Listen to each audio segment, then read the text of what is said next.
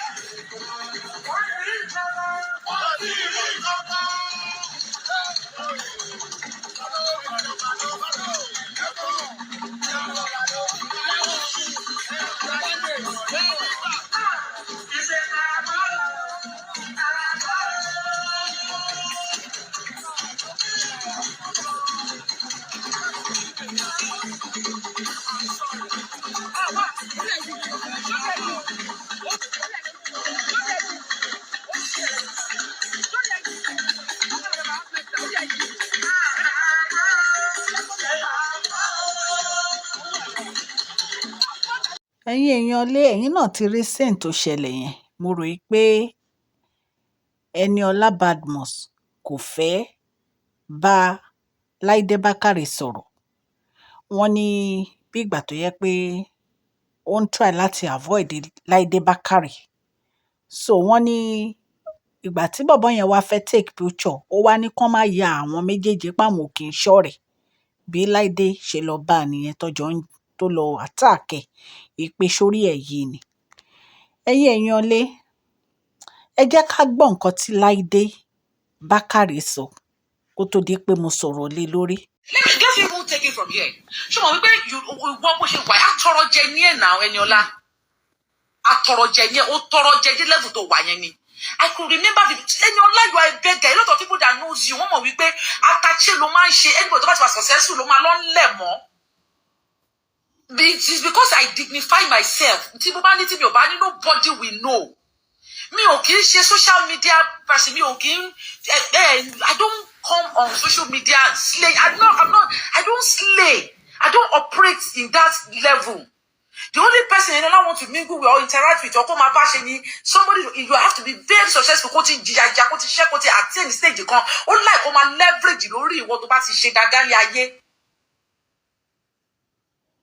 Fúnkẹ́ tó ń tẹ̀lé kiri lọ́jọ́ tèmi tó ń jọ ń ṣe fídíò tó jọ ń ṣe kò ṣe pé yẹn náà mọ̀ wá ẹ̀bọ̀ lady yẹn wà matured ó kàn fílẹ̀ ni. So many times Eniola láti wo àwọn ìwà tó yẹ kí lady yẹn má fi bá sọ̀rọ̀ mọ́ táyé má fi parẹ́. Ìyẹn kàn fi mú cruise lórí social media ni because it's a game of number these days. It's a game of number. Don't come and try me into something. Someone that I helped to grow. Okay, let's even take it from here. Ṣé mo wípé ìwọ bó ṣe wà àtọrọ jẹ ní ẹ̀ náà Eniola? Àtọrọ jẹ ní ẹ̀, ó tọrọ jẹ dé level tó wà yẹn ni. I could remember Eniola, you are a beggar. A lot of people that knows you, wọ́n mọ̀ wípé atache ló máa ń ṣe, anybody tó bá ti wà successful. Let's even take it from here. Ṣé mo wípé ìwọ bó ṣe wà àtọrọ jẹ ní ẹ̀ náà Eniola? Àtọrọ jẹ ní ẹ̀, ó tọrọ jẹ dé level tó wà yẹn ni. I could remember Eniola, you are a beggar. A lot of people that knows you, wọ́n mọ̀ wípé atache ló máa ń ṣe, anybody tó bá ti wà successful ló máa lọ ń lẹ̀ mọ́. It is because I dignify myself. Tí mo bá ní tí mi ò bá ní, nobody will know. Mi ò kì í ṣe social media person. Mi ò kì í I don't come on social media slay. I don't slay. I don't operate in that level. The only person Eniola want to mingle with or interact with or come and pass any somebody, you have to be very successful. Kó ti jìyàjà, kó ti ṣe, kó ti attain stage kan. Ó like kó máa leverage lórí ìwọ tó bá ti ṣe dáadáa ní ayé. Fúnkẹ́ tó ń tẹ̀lé kiri lọ́jọ́ tèmi tó ń jọ ń ṣe fídíò tó jọ ń ṣe kò ṣe pé yẹn náà mọ̀ wá ẹ̀bọ̀ lady yẹn wà matured ó kàn fílẹ̀ ni. So many times Eniola láti wo àwọn ìwà tó yẹ kí lady yẹn má fi bá sọ̀rọ̀ mọ́ táyé má fi parẹ́. ìyẹn kàn fi mú cruise lórí social media ni because it's a game of number these days. It's a game of number. Don't come and drag me into something.